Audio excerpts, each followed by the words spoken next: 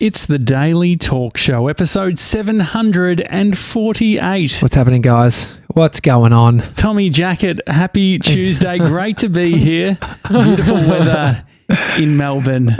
Is it? What he's trying to do is assume a positive attitude, and hopefully it comes through in a more sort of tangible level within his cells. No, it is great to be here wherever you are right now, whether you are walking your dog. Is this the guy from Instagram from 2012 that is now speaking? Well, I feel like Josh Janssen. Is it? I feel like there's something nice in the leaning into the radio personality, bit of old telly style. I tell you what, sleep is overrated. So overrated. No, I don't know about that. No, I'm joking. I'm absolutely joking. Bodhi was up.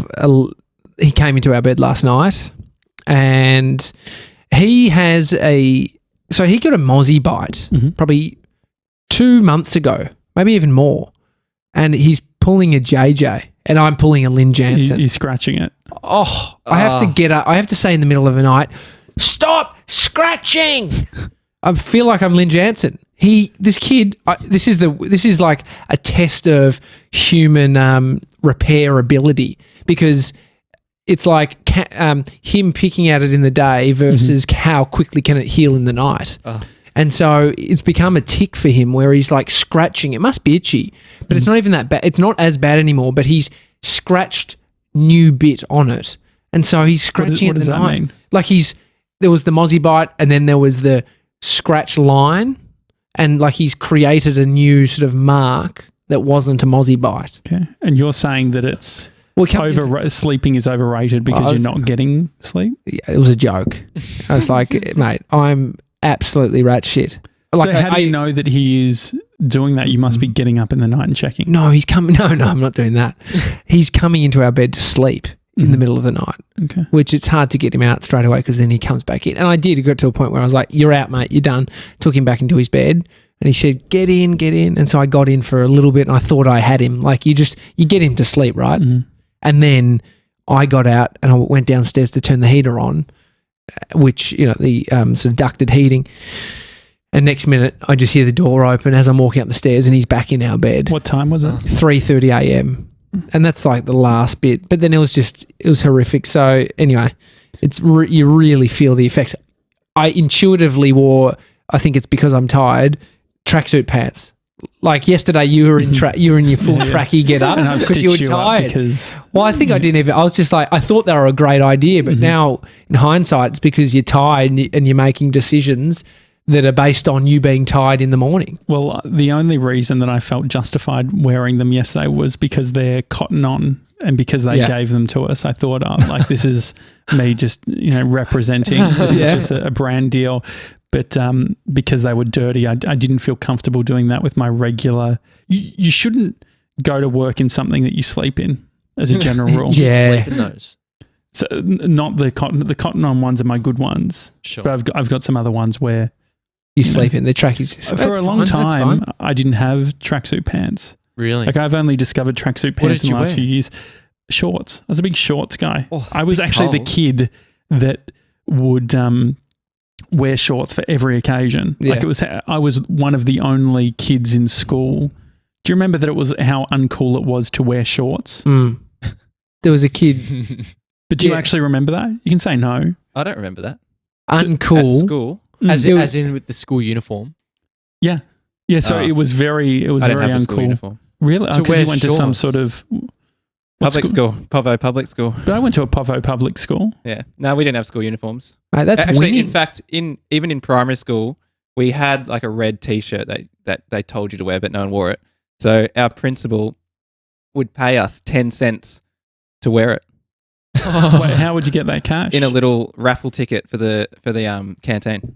So at assembly on Monday mornings, whoever was in their red shirt, they'd walk around and give you a little ticket. Oh, that's great. That's cute. But then the rest of my school, through high school, no uniform.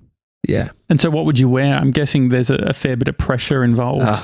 Well, looking back, it wasn't good. It was a lot of pattern, like button-ups and, shorts and Vans. You're probably the most fashionable guy I mean, the guy Just who be careful with your words. No. Most fashionable guy you know in our team, in our room. in our team, and fashionable meaning you take chances and you wear things that all of us wouldn't, but you pull it off. I pretty much just go for plain now.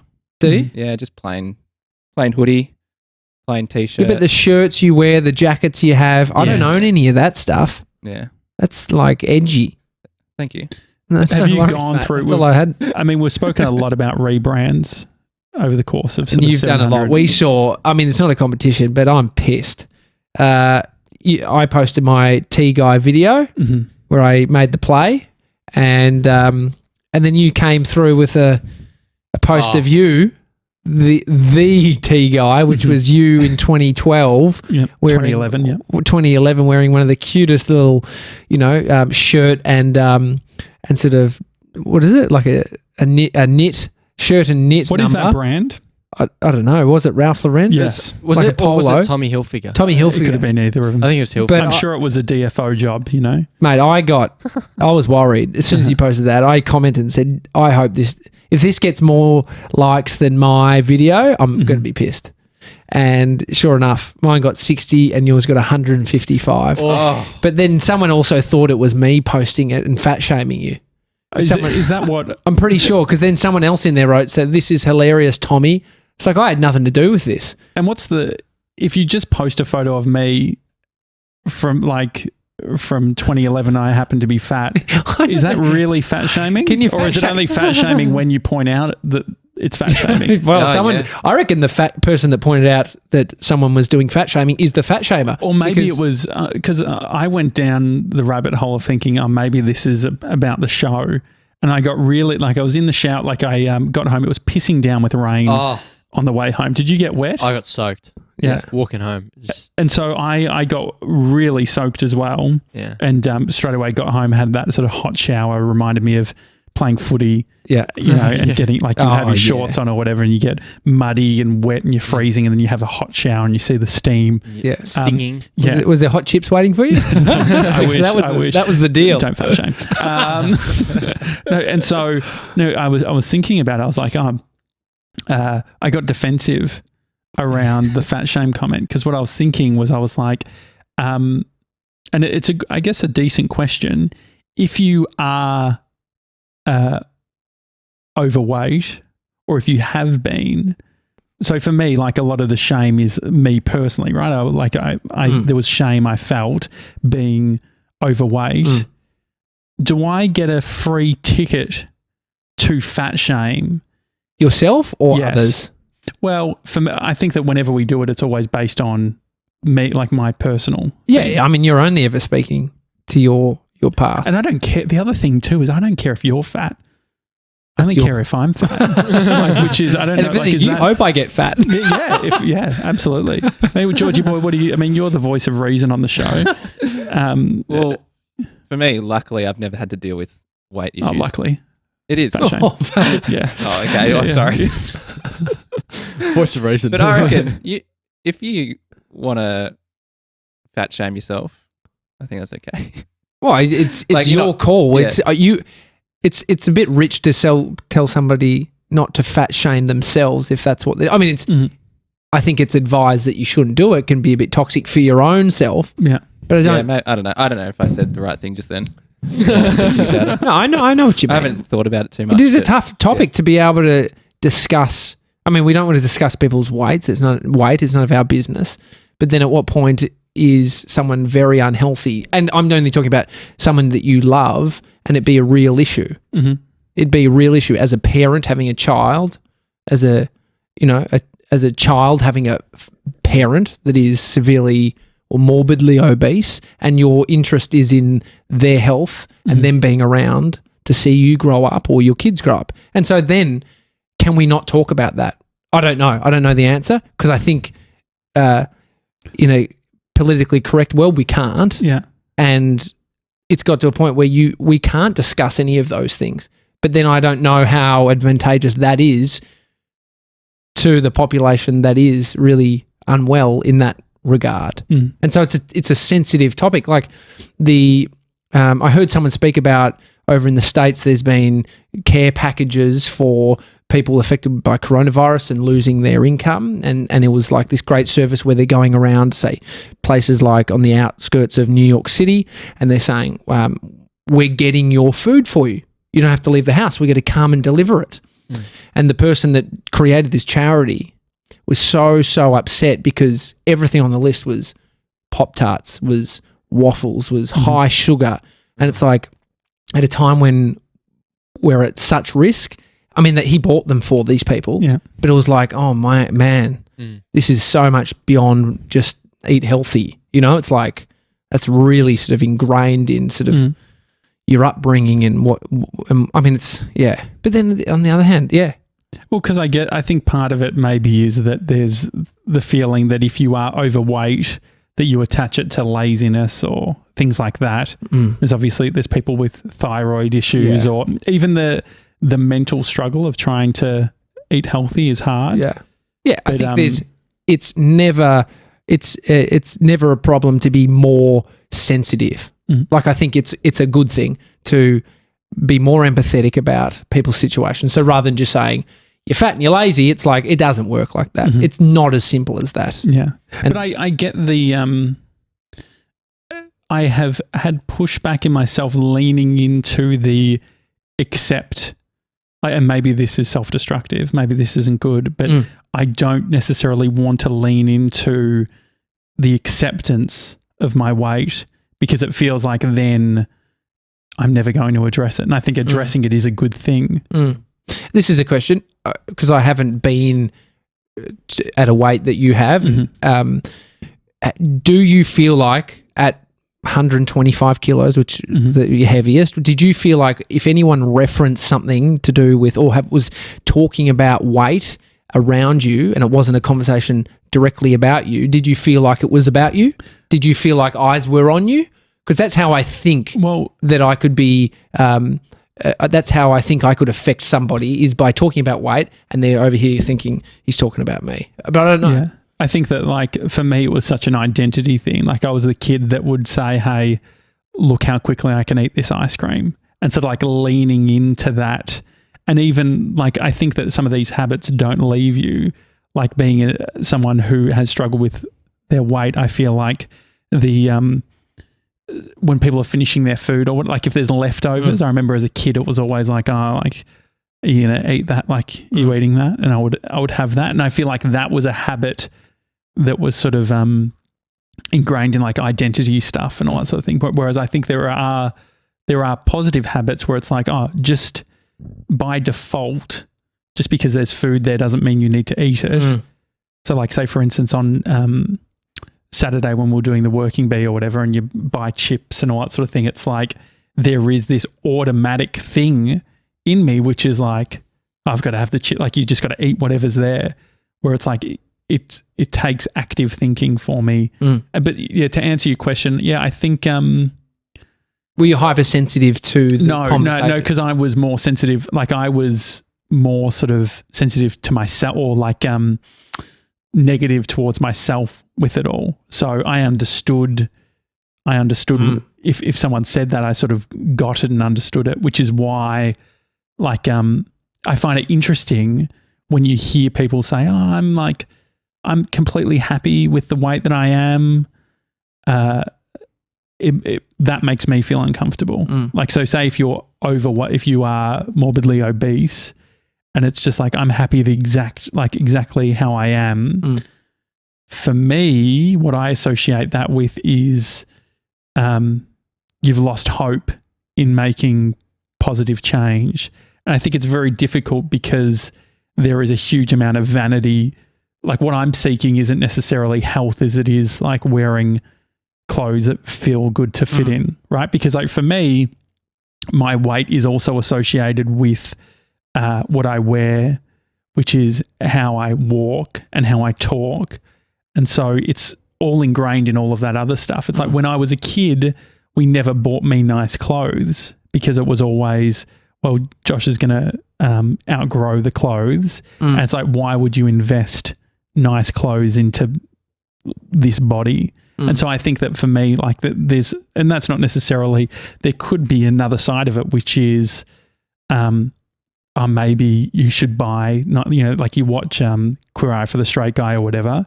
When I was a kid, that was like the thing I used to love watching. And they would be was very it much 2011 look. Yeah, it is. Yeah, that was the even prior the 2006. You know, going casual school day. You know, wear what you want, and I'd wear like, you know, the vertical stripe. I was wearing a business shirt to year 8 because it was slimming. It's year 8's business year. Yeah. And so, yeah. I mean, the thing is, I said this on Discord. Is it's like, I've gotten very comfortable with like, this is how I feel. This is my opinion of myself. This is what I'm reconciling. It feels like it would be unfair to, which I think we've done before, which is like, shut up about it, have that battle at home, have the, you know, there's a lot of people who won't eat around people and then they'll go and they'll stuff their faces and all that sort of thing. Like a lot of the damage happens after 8 p.m. And so, and it feels like, I think maybe because it is an external thing, you can see it. It's easier for there is like an extra level of judgment because you can see it happening. And there's so many stories around, like similar to, like, think about how I am when it comes to episodes. I'm like, episode 800, I want this, like it to be this or to do that, or by episode 900, like that's been my weight. Like that's what my weight's been. It's been like when I get to 85 kilos, I'm buying new clothes. Like I don't think that's like, how many people, I wonder, like how many of the Gronks have said, I'm not going to buy nice clothes now because I don't plan on being this body, this weight. Yeah, I'm sure. What's insecurity wise? I mean, we've spoken a lot about my insecurities. Sevs, where do your insecurities lie? I mean, I think that the more that I haven't been to the gym, just being at home, I think I've realized that there's actually more of a body image insecurity that you have, and so the idea of me not training is, I guess, like it affects the way that I perceive myself. So it's just like not training brings it on. Yeah. So when I'm not training, it's like, oh, hang on, like my abs have gone down. It's like, yeah. I mean, it sounds so dumb, right? Well, everything's great. relative. You still got abs, but it's like, yeah, it's just like that dumb stuff. Well, because if you do, like, that's what, like, because I remember the frustration where you would hear people like, oh, I'm trying to put on weight. Like Jack Post is one of those guys who it's like, he's been training, like him and I, it was like he was going to the gym to try and bulk up and gain weight. And I was always like, man, what I would do to just, you know, be in that position. But everything's relative, right? Which I think is the bit that I'm wary of, is it's like, so you've got, like, even if you're lean and all that sort of thing, you are still perceiving yourself in that negative way. Yeah. The body dysmorphia. I think I become more vain the more I train and get a better physique. The worse physique, I'm just like less thought about it. And so it's interesting because it's the opposite. I mean, I still do think about it if I'm not training, but when I am in that mode, it pulls me back. It's like Mike Tyson saying, when he boxes, it brings out his ego. Well, yeah, there's definitely the it's like a connector to something, and training can be the connector to vanity. But there is an element of getting in the gym. It is like it's advantageous with goal setting and seeing progress. Likewise, the opposite. But it's so complex. You know, it's like we cannot compare our body to someone else's body. Like there's some that have more similar versions. It's, you know, and so it's where it is hard. It is a comparison trap if you're zooming out slightly, if you're looking at Jack Post. And Well, I think that part of it also is that you end up like from so much of it is identity. So it's saying, okay, like I can be super helpful. Like I remember just like feeling like you have to make up for it. It's like, okay, well, if I'm not going to tick these boxes, I better be good. Like I reckon as a kid, like my obsession with technology and stuff is like, well, fuck, like what am I going to be good at? Like what can I do? But it's interesting because I think like Brie and I are I think why I've become more comfortable with it in regards to talking about it or being not unapologetic, but just being like, let me talk about my experience rather, because I think that there's definitely... don't tell Josh how to think about when he was... Yeah, well, I think that's the thing. Like, it's like, no, this is bad. You can't be talking about this. And it's like Brie has the same issues, right? Which is just like, and it's also the same... There's so much habitual stuff. I'm sure that this is more common than like the eating, like just being like, you know what, like how many times have we said, oh, you know what, like Monday, like we have these great conversations, they're so productive, and it's like, yeah, so we're going to dial all this in and it's going to be really good and we're going to, and it's like, yeah, and we agree, and then like we're like, okay, good. It's like, well, what do we want our last meal to be? And like the amount of times we've had our last Death row meal? Yeah. Yeah. Like I even like Whoppers. I had a Whopper on Sunday. Did you? Yeah. It's fucking putrid. Like the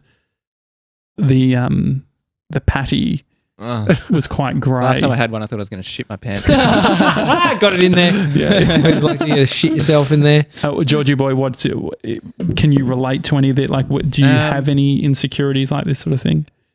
Body image insecurities. I mean, a little bit, just like everyone else, but probably more. It's more putting yourself out there insecurities, I guess, and it's getting easier and easier after doing this show. But that's probably the biggest one. It's just worrying about what people think of you, and when you put yourself out there, I think that's your identity for me. It's the work that you're putting out. Is there any negative stuff that you think about? Like, what are the negative things that you think people are saying or thinking about you? Because I know. Yeah, I can list them, but it's nicer if you do. I don't know. I actually don't know. It's just more like people will think stuff is shit, and that's fine. But it's annoying. So you're pretty secure. Like, so on the spectrum, like I've always said that you've got quite a good sentiment. Is that like what's it called? Temperament? Temperament. Thank you.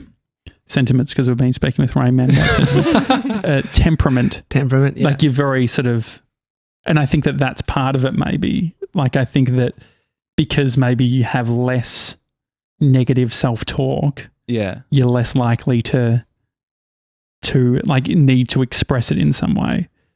Yeah, I guess so. Yeah, I try to not be negative, but I'm an anxious guy. I reckon. Like that's the thing. It's like about what though?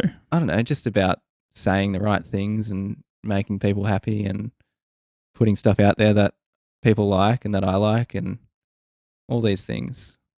People pleaser. Yeah, I reckon I am. Most of us are. Yeah. At some level, trying to. Yeah, which is something I'm trying to not be as much of, because you got to please yourself first, I guess. Do we get that clean? Pretty selfish. It's the I think it's put the face mask on yourself first. The whole plane thing. Yeah. I think for you, Josh, you have the joke is that I'm perfect, which I am. yeah, it's not much of a joke. No, but that is you're great at identifying things in people that they might not even realize. Like, how much have you thought, George, about looking at yourself like that, talking about it like this? Yeah, I haven't thought about it too much, to be honest. Like, we called it out, as in a nice way. It's like, you're the dude whose mood is pretty steady. Like, do you blow up? And it was a thing you never, haven't seen you blow up. Still waiting. Yeah. Love to see that. But Definitely. The perfect thing is definitely linked to, not insecurity. I haven't seen it as an insecurity, but it's probably what it is, but I haven't associated it being the way, how I thought an insecurity might play out, like insecure about your body is a different version to insecurity about an internal processing. And so that internal processing could be people pleasing, which is an insecurity. But for me, it's like doing stuff right or being perfect, whatever that version of whatever you think that is, I think is quite accurate I don't know how to articulate it quite well, but it's the image, it's the how people see you, it's the, it's like a, what was that? It's got a Windows. Yeah. I don't think that's actually going through the stream. But I just got a Windows update. But you know what I'm saying? Like, I don't even know how to quite articulate it, but that's the insecurity for me, I think, is the... Well, yeah, I guess there's the... I think that for you and I, when we've spoken, it's around you had a great network when we started, and so a lot of the sort of... work connection started off with friendships, and so when it's based on friendship, you weren't necessarily always feeling like nepotism or whatever has a negative side to it, which is like if you've got skills, if you think that you are the right person, and someone says, "Hey, I'm hiring you for this job because I like you," that becomes its own identity issues because it's like you have good skills. Like it's not like when people say would communicate that, I feel like I would push back on it because like, no, you're also the person for the job. Yeah. And then it's success too, right? It's like, I think I've put emphasis on achieving, like the path that we choose ends up being one of, the external validation and that being views or likes or people liking you. And so then that is a version of serving the perfection. So it's like, I can do the thing, and I think I've got it before it's a problem where I really am wrapped up in that in terms of my identity. And you see the sort of uselessness of it really and not serving you. It does serve you to a degree because you end up having wins, and when someone says, "Oh mate, this is your fucking year," and you're like, "Yeah, fuck yeah." Like in that, I even remember that as a moment someone said that to me, and lots of good things happened that year, and I was like, "Yeah, that's ego." Yeah, almost. But it's also you're very good at like looking at the positives in things. Yeah, and I think maybe that's why we work well together because I'm always like, "Oh no, we need to be doing better," or "No, we can't." Like as soon as we take something and celebrate it, we're like slowing down or dropping the ball. Yeah. Tell you what, I've dropped the ball. I need to do a Ben Fordham shout out. Before you do the Fordo shout out, do it now. Hello. You want to put it in the mic. Yep. Here we go. I'm going to go from the side. This is fun. Our new megaphone sponsor is Ben Fordham. Fordo will be returning as the new host of Breakfast on 2GB, started yesterday. Tune in to Ben Fordham live from Monday to Friday, 5:30am till 9am on 2GB, or search Ben Fordham live on your favourite podcast app. And if you want to knock Ben Fordham off his megaphone sponsorship, naming rights, $255, cash, PayPal, hi at thedailytalkshow.com.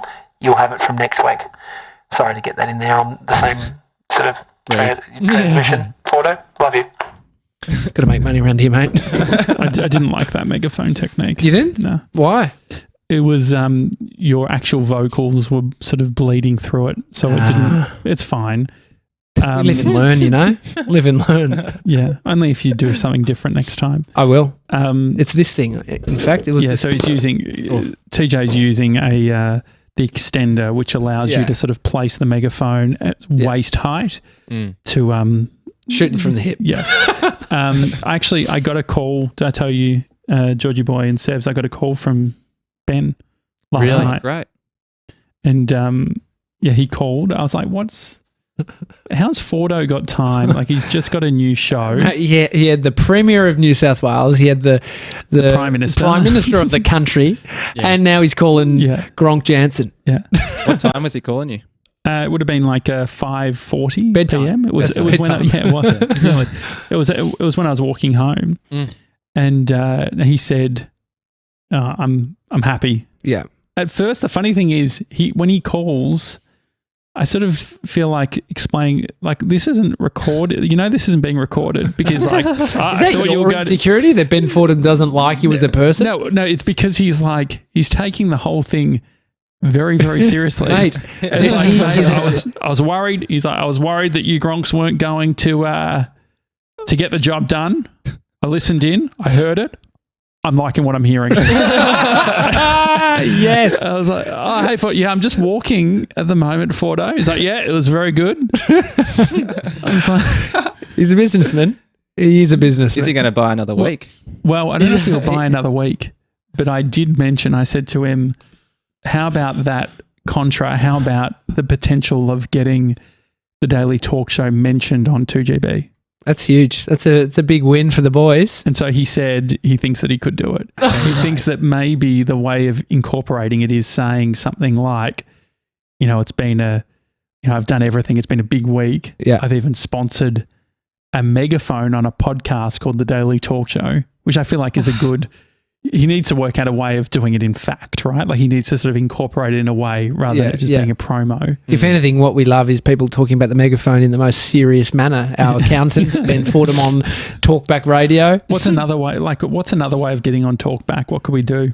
In Talkability. In Melbourne? I think like how do we do something so outrageous or fun that Fordo would actually be like, hey, the producer's calling, would love to have you on talking about it. Yeah. Well, I mean, there's the, it's been used up last week was Sev's on FM talking about his relationship to not AM enough. Yeah. Yeah. What's something like something COVID related? Yeah, I mean, there's a lot going on in the world at the moment. I feel like we're at the sort of back end of the priority list. Maybe, probably. And the importance. I mean, he's covering some big topics on that show. I'll be thanking my lucky stars if we can get on that show. Yeah. Or maybe it's better if we don't get mentioned. It's like, mate, I'm all for a mention, but just Ben Fordham will be able to drop it in. I've been on his show before. Have you been? I feel like I have. We there was on podcasting. It was talking about podcasting. I last night I decided, you know what I'm like with my subscriptions. I've added to my subscriptions. Oh, I added the age because I'd hit the limit, and I'm very happy. I don't know who mentioned the age. I think I did. Isn't it? I think I did. Isn't it crazy though that like these things that would be considered just common knowledge, like a newspaper, like a local newspaper. Like it's just gone over my head for all these years. Like I'm turning 30 this year. Yeah, mate. Welcome to the club. I'm listening to 774 ABC in the morning. Like the last time I would have read The Age would have been like doing like a critical piece in Year 10 English. Yeah, we had to read an article. What is it? What is it about The Age? It's a newspaper. No, but what is it about The Age that you love? So like, I went why on is there. it? Because I get the different sort of like angles and perspectives. Is it aligning with your political views? No, so no, it's feeling. It's there's more sort of thought-provoking topics, but also like I feel like on news.com.au, I never know what's happening in Victoria in regards, like you only hear of something like a drug dealer kills his partner or something, right? Whereas on The Age, it was like, oh, here's these plans, like Daniel Andrews is hired his mate. Yeah. And like, and it was, you don't hear much, I guess because news.com.au, like I'm pretty dumb, but news.com.au, I guess a national tabloid, is that what you'd call it? Tabloid? Is it a tabloid? Site? I don't know. Site? So Amy, Amy works for a construction company, and they're doing a development just on our street, other side of Victoria Street, and they were pulling up, doing sort of demolition inside, and they ripped up the floorboard, the carpet, and then underneath the carpet, back in the old day, rather than sort of like some sort of liner, like a squishy one, they used to use newspaper.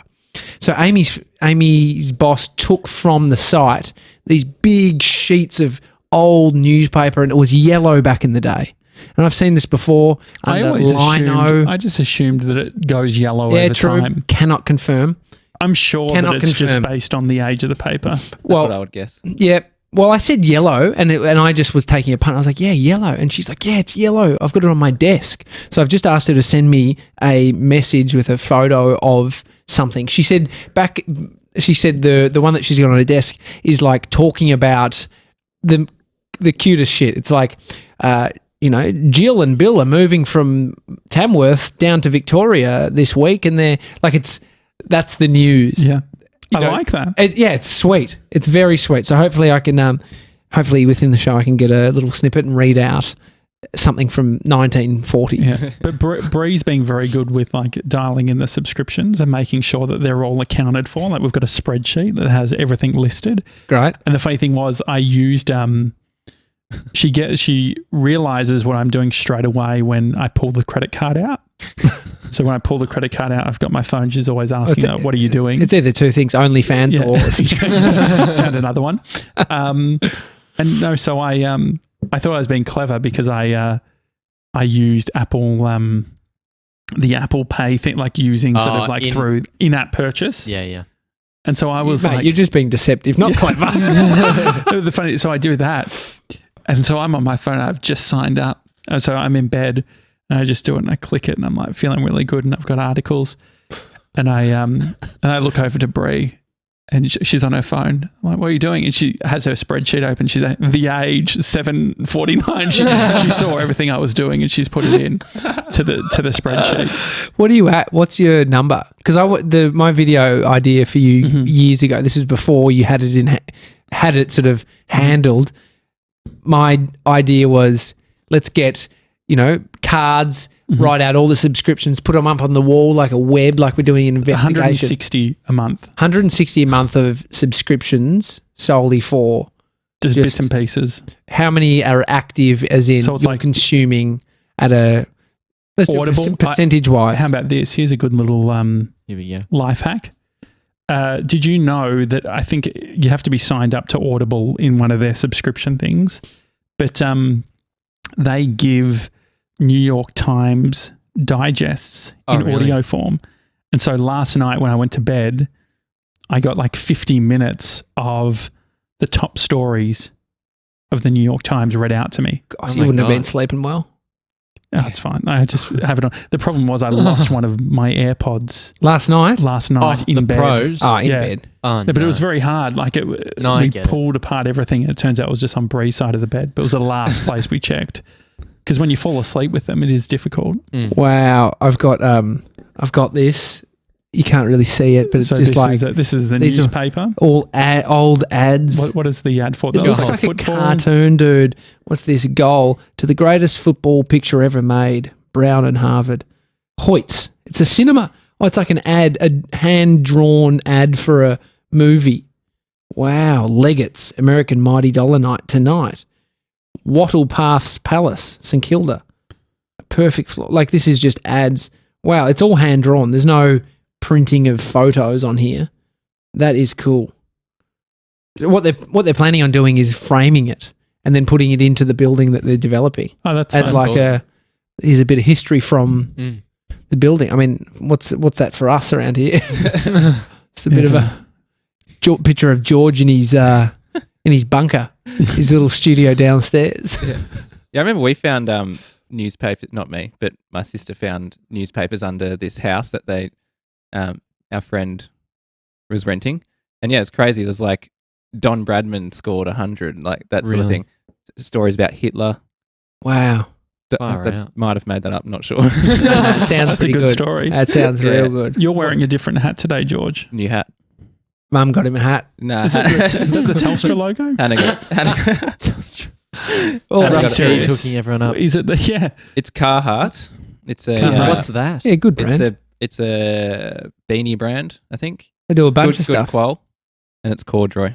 So corduroy. You are the only guy on the team that would wear corduroy, and that's a compliment. Is it a silent D? Is it corduroy?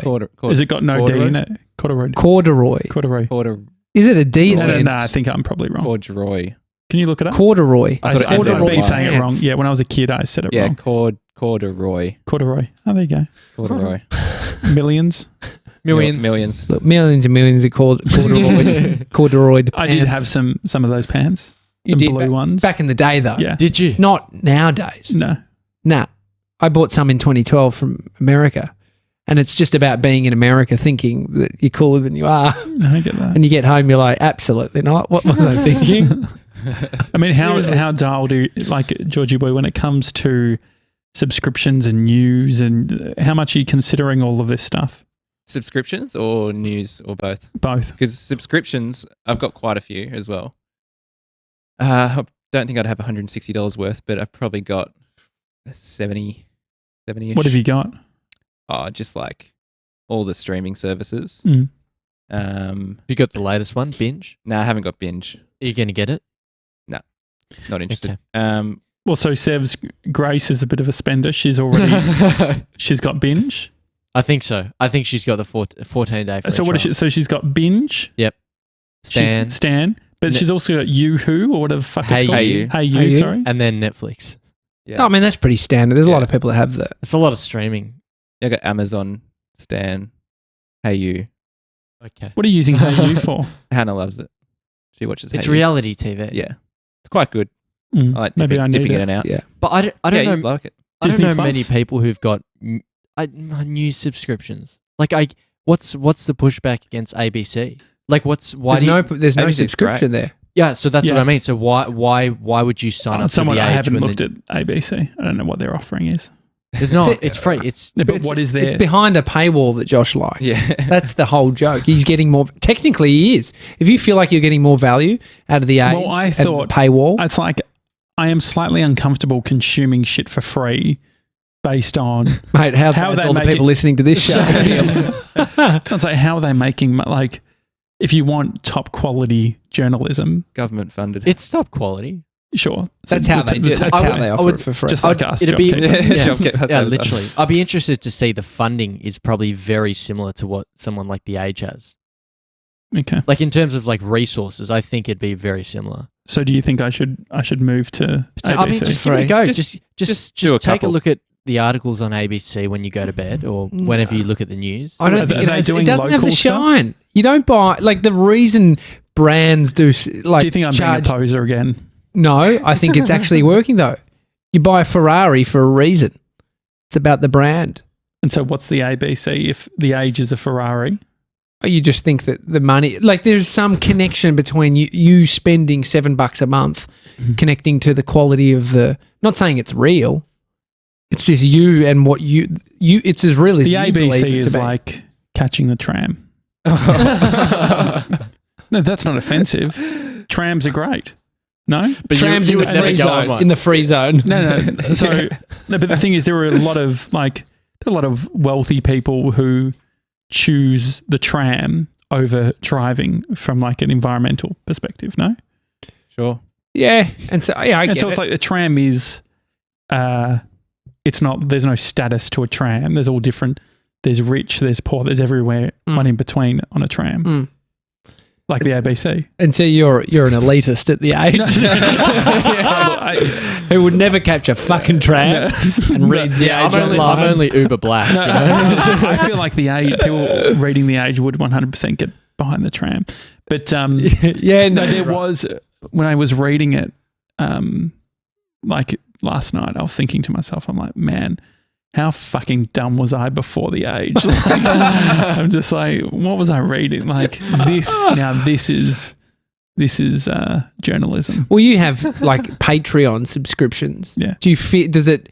Is there a difference in how you feel other than supporting your mates, Dave Vella and shit like that? What do you feel like when you pay $7 a month to get exclusive access to content? Yeah. What does it make you feel? Well, I think that part of it, I think about how much would an album cost back in the day? $14, 20. maybe. Oh yeah, yeah, I remember actually. Yeah, It was like the dual disc $19.95. Or, no, ones. just even the standard one. Yeah.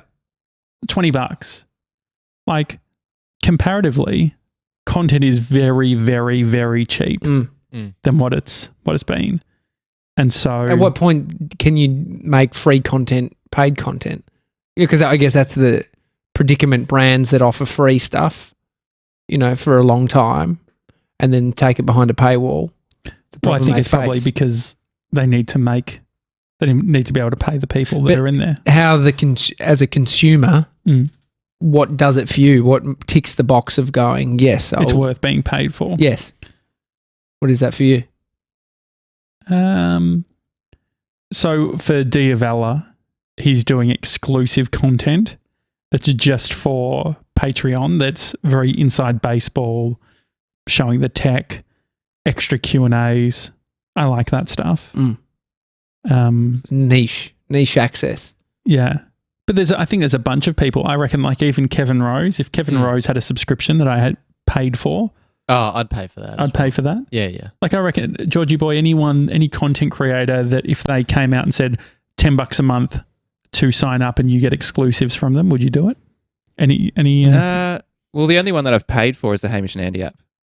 I've paid for that too. Which is like 14 a year or some shit. Stupid. Yeah. Less. I think it's like 7 a year. Yeah. But that's probably it, to be honest. Do you think that in the future people are going to be more primed to be paying at the subscription level for everything? So for all of their favorite creators? Surely there's got to be some sort of global platform that manages it all. Because I think part of it is the annoyance of, like, I think the in-app stuff helps, but the problem is that it's we're giving a bunch to the to Apple, and that's what I think the ACCC. Have you guys seen this about? There's a bunch of negotiation that's happening at the moment with media companies and Facebook. Facebook in Australia has some like huge amounts of revenue here. Yeah. It's like, well, hang on, if people are on the platform to then go to these places for content, should they not be sharing that cash? Sharing the revenue. Which I think it makes sense. Yeah. I mean, that's what Brave, the browser, is there for. I mean, Brave? So it's like a fork of Google Chrome. What's a fork? It's like they've taken the code base and then just edited it and modified it to however they want. Is it Google? No, it's a different company, but same look and feel Chrome as or Chrome. Firefox? Yeah, Chrome. Based on A Chrome. rip-off artists. No, well, it's like open source. So Yeah.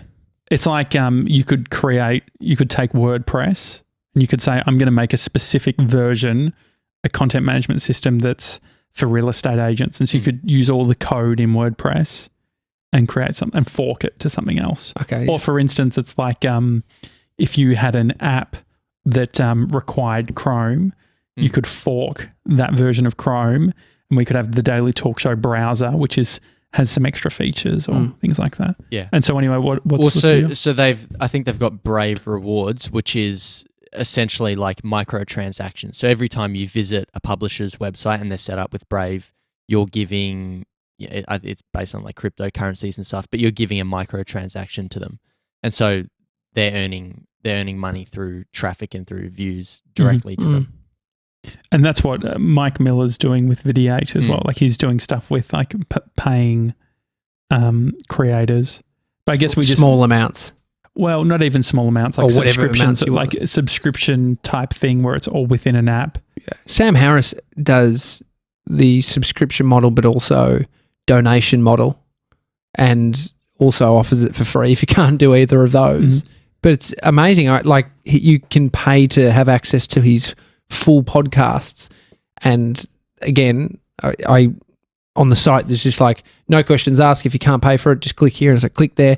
And then it sent me this thing where I opened up the podcast app and then it took me to a whole new feed.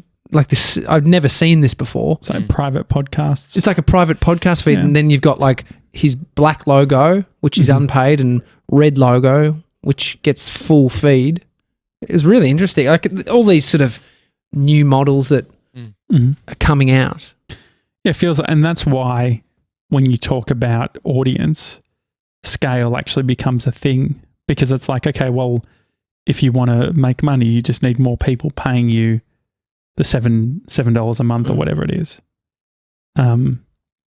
Yeah, I do want, like, look at something like SiriusXM in the US, which has Howard Stern, or even I guess Spotify. You're still going to be able to access all of Joe Rogan's content through that. People are saying Joe Rogan's worth $5 billion, but it's just that's the headline, and then you go into it. It's like the share price of Spotify that went up. What's that worth? And then connecting it to Joe and the deal that he made. A lot of that stuff's bullshit. Yeah, it's like the I get there. BRW's rich list. Like they just make shit up. Yeah. Do I need to do another one before we go? Sure do. Good. He's onto it, isn't he? Oh, sorry guys. I need to pull up the script.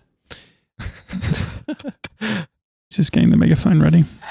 Our new megaphone sponsor is Ben Fordham. Fordo will be returning as the new host of Breakfast on 2GB. Tune in to Ben Fordham live from Monday to Friday, 5:30am to 9am on 2GB, or search Ben Fordham live on your fave podcast app. Georgie Boy and I were just having a little listen this morning on the app in Melbourne. There's the future for you. That's it. He loves adding bits in, doesn't he? Yeah, he does. Mate, Yeah. I go off script. I cannot be trusted. I like it, I guess. like it. I guess. 10 seconds of admin. Did you know you can actually subscribe? It's a podcast. You can do it and also give us a review at Apple Podcasts. Thank you. And guess what? What? It's free. It is. Yeah. You ungrateful fucks. Completely free. And you haven't even left a review. Now think about it for a sec. Think about all the time, the energy.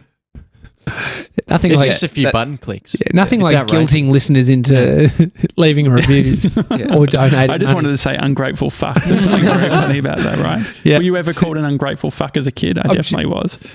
Definitely not. That's quite Definitely not full the on. F word. My mum didn't swear at me, only in the worst moments. Sure, well, I had a few of those. But that is the rationale I give myself when I'm feeling not confident about something. I was like, mate, you're getting this for free. That's a good one. Good self-talk. Right, it's the Daily Talk Show. See you tomorrow, guys. See you guys.